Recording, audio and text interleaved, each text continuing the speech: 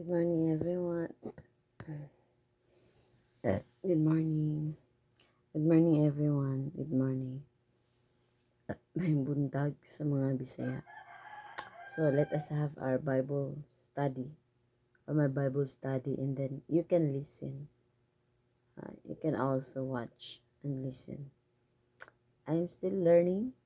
I'm a first-time Christian, and I do listen to Pastor Perez in the teaching and watching more videos, Bible reading also. I'm trying to understand now, and I'm gonna share it to you what I've learned, my ideas on what the Holy Spirit gave me, and I hope that I'll give it to you in a proper way, or in a step by step that will make you understand quickly. Okay, but first let us start with a prayer.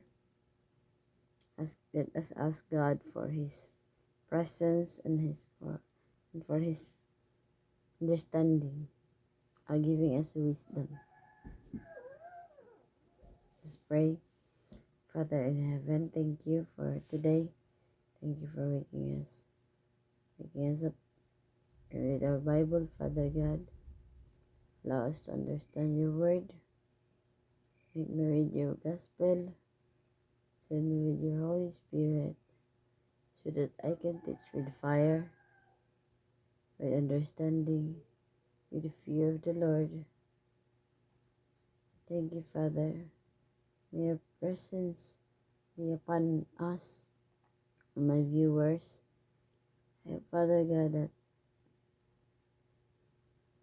that they will understand their teaching, your gospel today, and please help me to explain them, and please help me understand also your word. Father God, thank you for keeping us safe.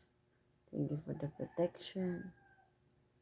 Thank you, Lord, for the guidance. Thank you for your love for us. Thank you for everything that you've given us. Please forgive us for our sins. Thank you, Father. In Jesus' name, amen. Always acknowledge the name of the Lord. Amen. Hallelujah. Praise be to God.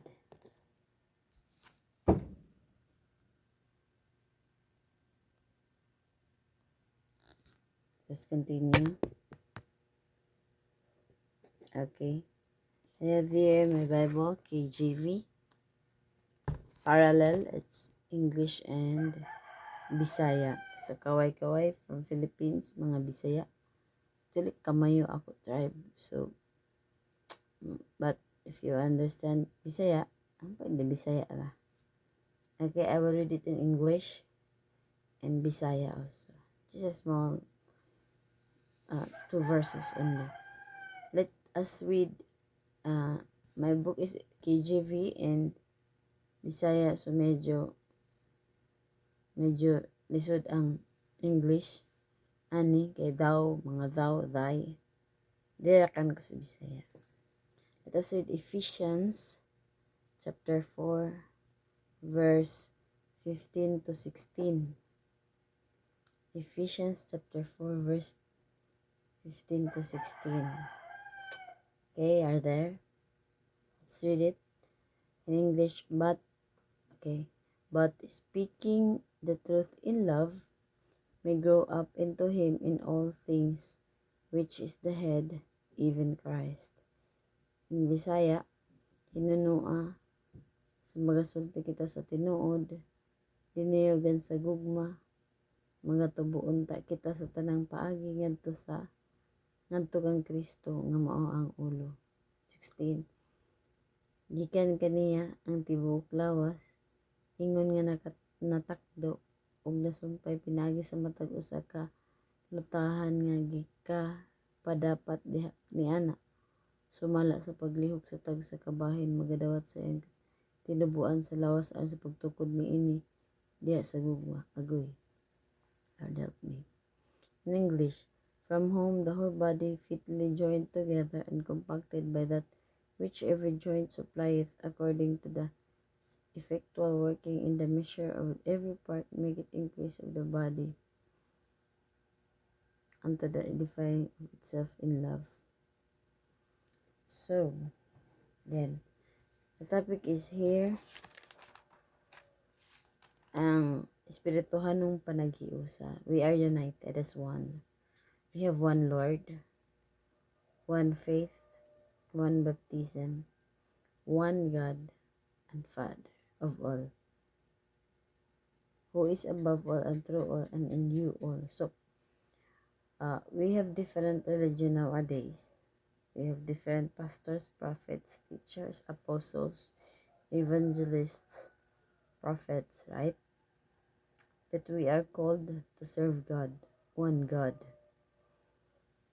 And speaking, and we will choose to speak in truth and speak in truth with love, because God is love. That's the meaning of love. Our love here on earth is a fake love. Fake love based on the Bible and based on the teaching. Fake love because the true love is God. He sacrificed himself for us sinners to save us, right? To save us, and his grace left us. In our lives today, in here on earth, are we ready also to sacrifice that so-called true love? Diba, dili? So, mauna, mostly dili, diba? Mostly, si God lang gid ang makahatag anak ng love. So, kung nakay true love kang God, babalik-balikan, mo gayud ang iya teaching. So, going back, balik-balik ka sa iya. Kay ragid ang gugma pag naang Ginoo. Like, you're so in love. There's fire. When you teach the gospel, you are so eager. Even if no one told you na mag-preach. But because of your testimony, because of what God has done to you, you will speak gayud. Nowadays, we are on the end times. Bag-ulang pud ko nahibaw nga we are on the end times kung wala ko nagbalik sa Ginoo. Yes, indeed. God give us many chances. He put me away from that danger. How many times nagi help ko niya sa para di ko mamatay anak na situation. How many times na siguro ko namatay, but God have mercy on me. That is why I'm here, still preaching. Because before, I do make videos and post it on Facebook, then what my family about what I'm doing. But now, I'm changing it. My focus is on Bible sharing, Bible study. I got in love in Christ because He's so good. I can explain. I can say also that Lord help me how to become a citizen in heaven. Lord help me how to become holy. Lord help me not to sin again. Help me not to sin. Okay. So different that if you are in God, Team Jesus, ika nga. If you're in Team Jesus, you'll share. Because God is on fire. God is on fire. Okay. We should speak the truth, though most people don't like to speak the truth. They like to speak in lies, right? Just to make it true. Mostly karon man gayud kay gamiton na ang bakak, tapos ang bakak mahimong uki, ang tinuod mahimo ng bakak. Muna na karon ka sama sa video ni Pastor gahapon, Pastor Perez, and din na ang kalibutan karon na kumbaga sa panahon ni sa Sodom and Gomorrah, mauna na ang nahitabo, wickedness ang daghan.